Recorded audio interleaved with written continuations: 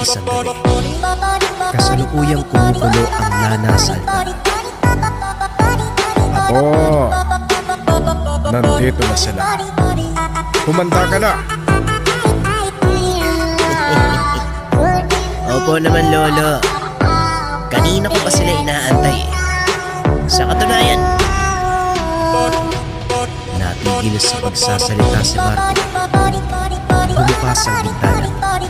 May kung anong humila sa kanya palabas. Bumasing si Marco sa upuan. Marahang tumayo ang binata at nagpagpagdamdamig. Ay nako, araw-araw na lang kayong nanggugulo. Hindi ba kayo nagsasawa? Hindi nga kami aalis dito. Hanggat gustong manggamot ni Lolo Carpio, dito lang kami.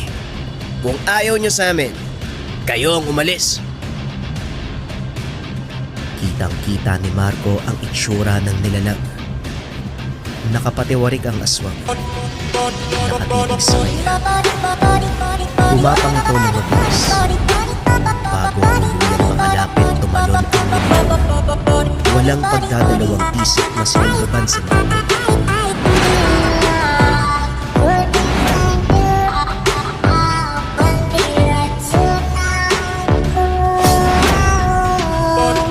Kanina pa ako nagpipigil sa inyo eh.